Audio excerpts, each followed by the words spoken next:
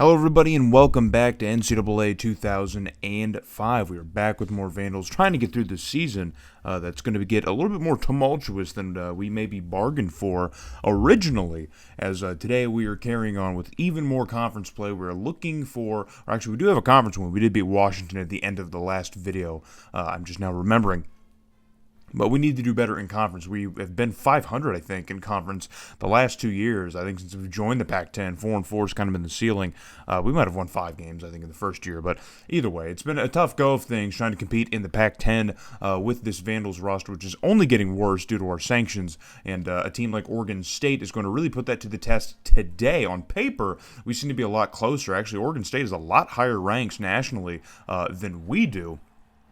So they are a much stronger team at least. But last year they only won 2 games, and we were not one of them, thankfully. But Oregon State only won 2 games, both of them conference games last season, and they've already matched that total. So this should be a better Beavers team, but we will see that as they're already kind of moving on offense. I forgot to edit in the kickoff, but it's okay because Oregon State's already getting things rolling on the ground with some offensive prowess. Okay, that's what we can call it here.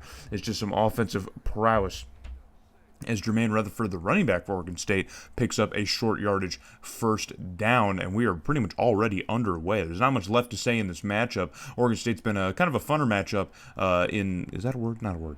More fun matchup since we've joined the Pac-10, but it's been one that we've been struggling. It's been a competitive one for sure. Last year, it was even a more competitive game, I think, that saw over 70 points scored between both teams. So it's been a kind of a back-and-forth thing, and our defense able to stop the Beavers' offense early rush, and they're going to have to settle for just 3 points and take a 3-point lead. So we didn't really see a whole lot from the Vandals offense in Pasadena in the last game, or in the Coliseum in the last game.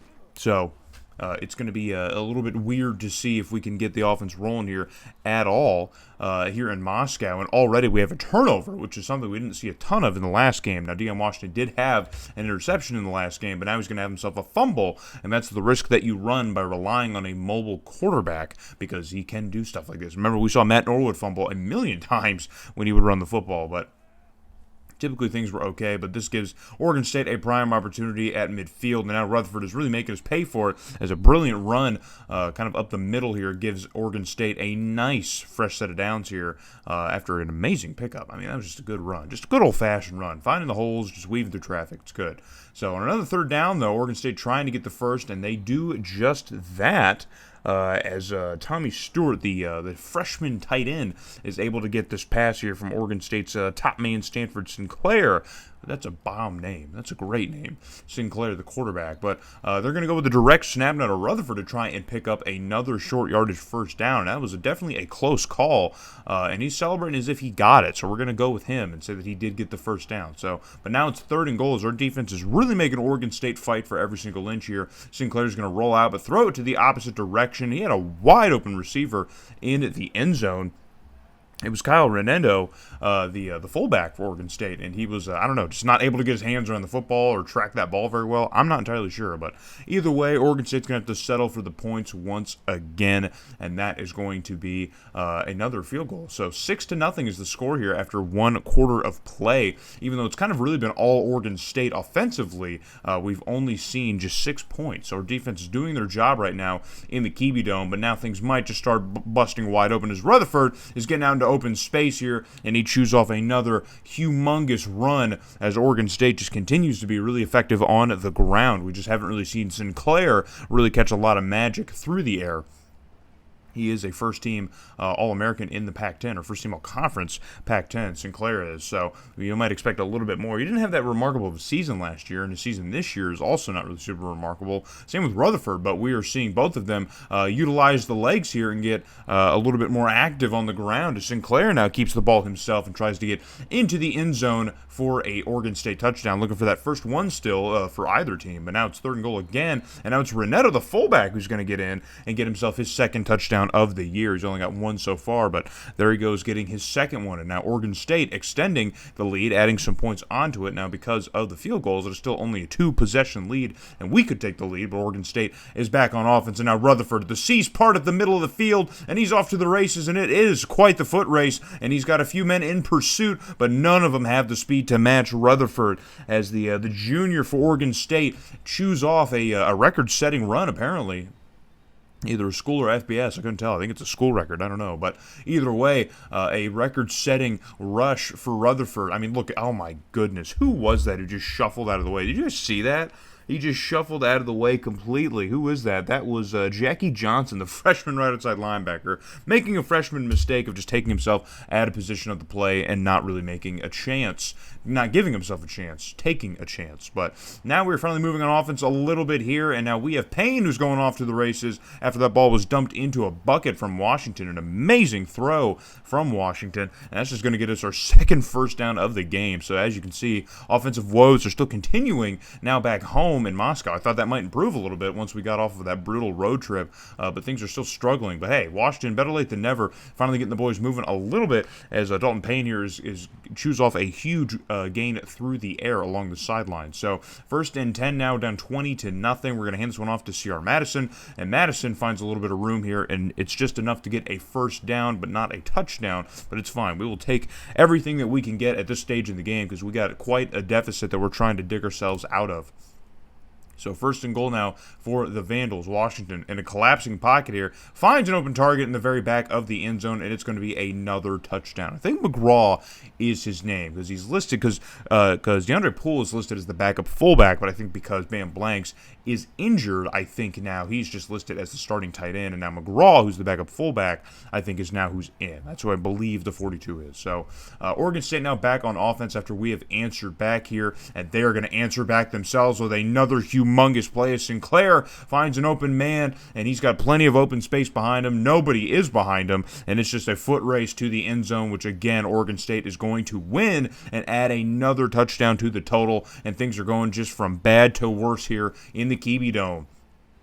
As Sinclair, and we'll get a better look at it and see now exactly who it was. It was Corey Small, second team All Pac-10 last season here. Only 260 or so yards on the year and just 2 touchdowns. But there's touchdown number 3 for Corey Small, as Oregon State is going to extend their lead over us just a little bit further. And now things might be getting a little bit of a far cry. Already 27 points in the first half, and they're not done. The Beavers are back on offense. Sinclair, once again, dumps one out here to Stewart, the tight end. I was going to say fullback. The tight end, the freshman tight end. He gets another nice completion and steps out of bounds, which will, of course, save some clock here. But Oregon State doesn't necessarily need to save some clock, as they're already been very effective with the time that they have used. And was that Tolbert or Kramer who tried to make an awkward play on the ball? I don't know. But 1st and 10 for Oregon State. Now Rutherford. Oh, don't tell me, man. Following the blocks and getting a beautiful, beautiful lead blocker to get another nice 10 or so yard pickup, and he's averaging over 13 yards a carry. Obviously, that's inflated from his huge touchdown run that he had, but still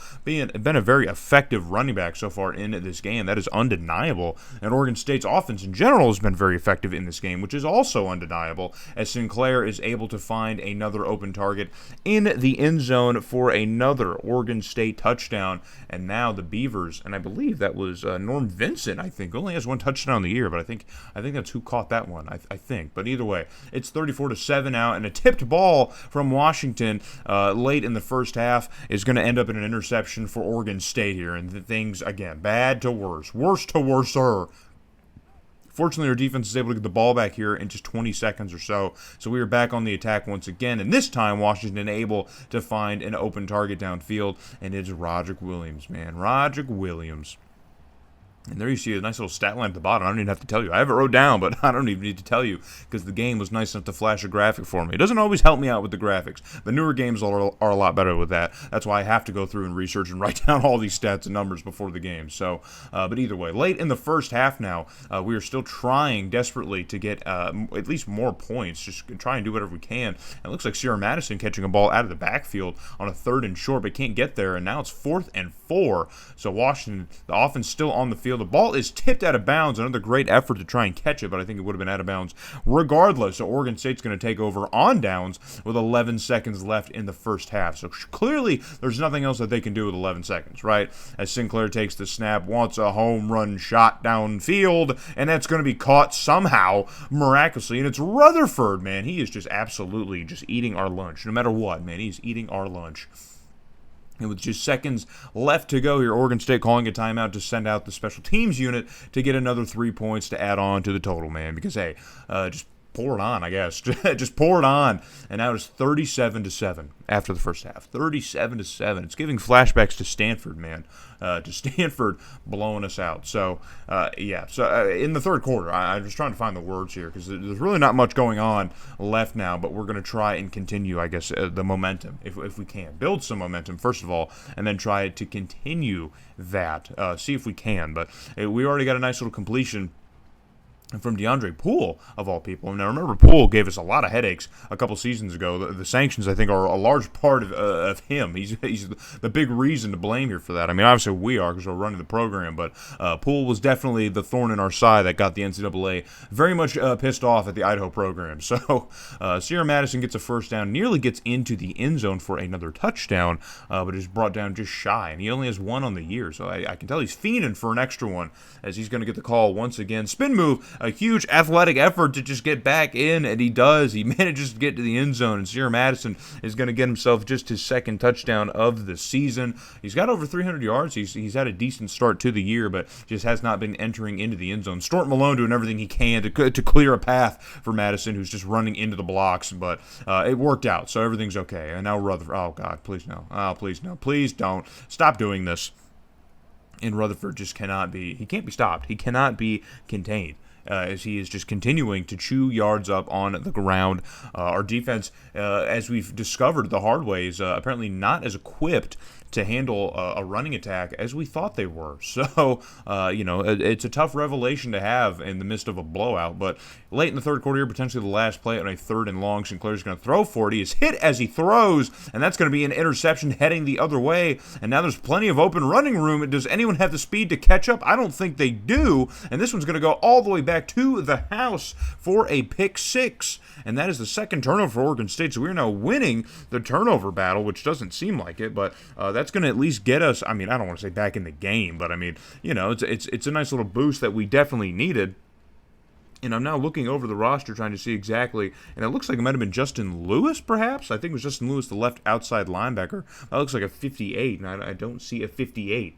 So it's probably someone further down than I have wrote down. But either way, it's going to be a pick 6, and now we're going to keep the offense on the field to try for a 2-point conversion, and Washington trying to find some open running space to extend the play, and he ends up just getting gobbled up in the pressure. So we're going to remain at 20 points on the day, on the scoreboard, and Oregon State still holding on to a pretty massive, sizable lead over us as the third quarter comes to a close, now down 17 points. So that is something that came back from. We could come back from that in the fourth quarter, but we have to stop the Beavers' offense, which is something we haven't necessarily proven that we can do effectively. So Sinclair running the option now. Now Sinclair's got plenty of open space. He's going to keep it himself for a rushing touchdown now. So I haven't seen a ton of Sinclair as much of a pure passer, but running the football and help conducting this offense through the run has been a huge strength of his that we've been witness to in this game, and that is exhibit A, B, C, and D, and whatever. But Oregon State would score and then add a field goal or two to get back to a 27-point lead. Jesus, math is hard, guys. It's early. It's not early. It's like noon, but math is hard. But Oregon State manages to blow us out here. I think it's the biggest margin of victory Oregon State has had over us since we've joined the Pac-10, because I think that first game was kind of a close one. I think we lost by like a point or so. And then last year was a high-scoring affair, but it was still, I think, a one-possession game within 10 points at least. And then, I can't remember the other matchups if there are others, but this is a big one for the Beavers, man. They definitely held their own. And we even had a good day rushing the football, but we could not compare with Rutherford, who was running up and down the field, left and right. And Sinclair did not have a great day throwing the ball. Both teams were the same on third down, which is interesting. Oregon State doubled our red zone opportunities, and not only doubled the overall opportunities, but they were 100%, and we were not. So They were definitely more effective in the red zone. Deion Washington continues to have another rough game here. I think from all accounts here, he does end up throwing another interception as well, or two of them. And judging by the effectiveness, I don't know if quarterback is something that we'll be able to figure out. I really don't know between Worthington or Washington which one really has the potential to really kind of control, or not control, but really kind of effectively help this team become winners. I really don't know who it is. Who could it be? But we also pick up another loss to Oregon, which drops us all the way down to 3-5, 1-4 in conference, man. So yeah, things are already getting really, really bad, getting really bad, and so we need a big boost here against UCLA to try and get back into the season, man. It's a huge kind of pivotal game here, and we need a big win. So hope to see you guys in the next one.